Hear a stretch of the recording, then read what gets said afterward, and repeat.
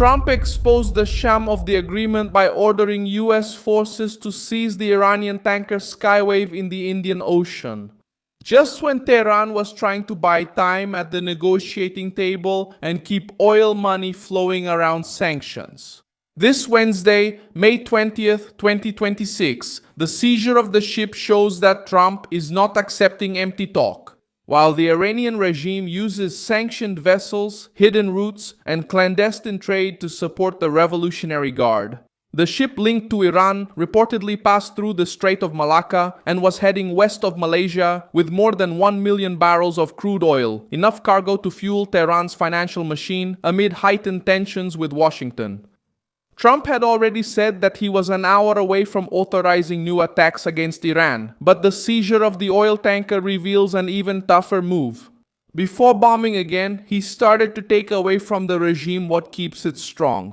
Every Iranian ship becomes a risk, every barrel can be tracked, and every promise of an agreement loses value if Tehran keeps trying to finance its military structure in the shadows. What is left for Tehran to give up to avoid an even greater defeat? I'll tell you all about that in a moment, but right now you'll want to be subscribed to the channel to stay well informed with real-time information in the best journalistic quality you've ever seen with the credibility standard of Milson Alves. The oil tanker Skywave was intercepted in the Indian Ocean after passing through the Strait of Malacca and sailing west of Malaysia. According to the Wall Street Journal report cited by international outlets, the vessel was likely carrying more than 1 million barrels of crude oil loaded on Karg Island, Iran, in February. The seizure is considered at least the third American action against ships linked to the so-called Iranian shadow fleet, used to circumvent sanctions, hide routes, transfer cargo at sea, and keep money flowing, even with blockades and restrictions in place. This is the part that weighs against Iran. The regime wasn't just moving ordinary ship. It was trying to keep alive an export network that operates out of the spotlight, with vessels linked to sanctioned oil and confusing routes to make tracking difficult. When Trump orders the seizure of this kind of ship, he's not making a symbolic gesture. He's hitting the logistics, the profits, the middlemen, and the confidence of those who still agree to do business with Tehran.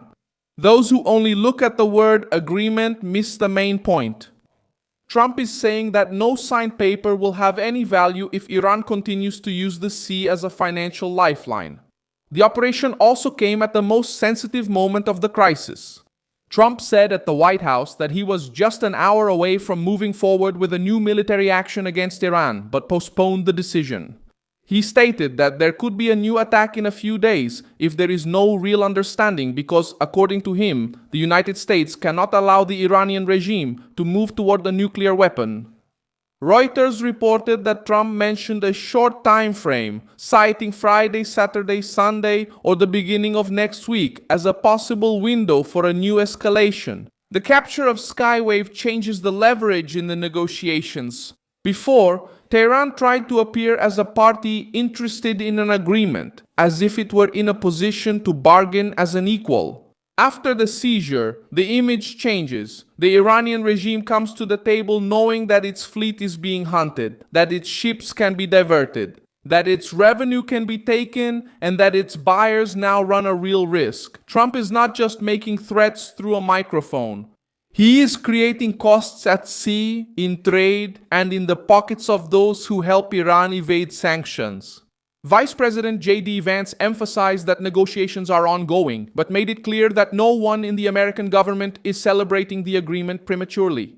He stated that there will only be certainty when the agreement is signed and when the security objectives of the United States are met.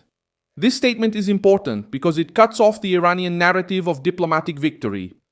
The White House keeps the conversation open, but without handing over the prize before the surrender. The regime wants relief, wants space, and wants time. Trump wants a verifiable result, maximum pressure, and a blockade of the financial route that supplies Tehran. The United States Central Command also appears in this scenario as the operational arm of the pressure campaign. News reports related to the case state that American forces continue to enforce the blockade against the commercial flow entering and leaving Iranian ports, with 89 commercial vessels redirected. The Central Command's own website shows a recent sequence of naval actions in the Gulf of Oman, the Arabian Sea, and the U.S. area of responsibility, including boardings, ship blockades, and enforcement operations against vessels suspected of violating the restrictions imposed on Iran. What they were doing was simple and serious, moving oil linked to Iran at a time when Washington is trying to cut the regime's ability to finance its operations. The reason for the American action was to prevent this cargo from continuing to circulate as if the sanctions were just for show. The location of the seizure also matters. It wasn't inside an Iranian port. It was in the Indian Ocean, on a route used by ships that tried to move away from the Gulf's immediate spotlight and operate in areas where cargo transfers and documentation are murkier. This shows that Trump's pressure has moved beyond rhetoric and onto the global route of the Iranian fleet. The immediate consequence is that the deal becomes tougher for Tehran. Iran now needs to decide whether to accept negotiations under pressure or to challenge a White House that has already shown willingness to attack on two fronts, military and economic. The military front appears in Trump's statements about new attacks. The economic front appears in the seizure of the ship and the naval blockade. This combination is what shatters the Iranian fantasy of negotiating while continuing to profit on the side. The United States Department of the Treasury has also stepped up its offensive against networks linked to Iranian oil in recent weeks.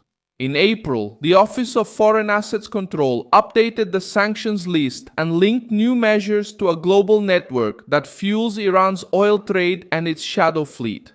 This detail helps explain why Skywave became a target. The capture did not happen in isolation. It is part of a financial strangulation policy that tries to cut off companies, ships, operators, and routes used to keep the regime running, even under pressure. Iran feels the impact because it depends on this kind of loophole to keep selling oil without fully submitting to American demands. The shadow fleet is an attempt to keep money coming in while the regime talks about sovereignty, resistance, and negotiation. Each ship linked to Iranian oil can mean more money for missiles, drones, allied groups, and Revolutionary Guard structures. The news reports indicate that Israeli and American authorities are maintaining coordination in the face of the possibility of renewed fighting. The capture of the Iranian ship does not end the crisis, but it shatters the illusion that Tehran can negotiate on one side and profit secretly on the other. Now the regime looks to the sea knowing that every barrel can become a target, every route can be tracked, and every delay at the table can cost even more. I'm Milson Alves, an international affairs specialist, and my goal is to keep you truthfully informed every day. The news links are in the video description. Like this video, subscribe, and check the comments at the end to engage more with the Milson Alves community.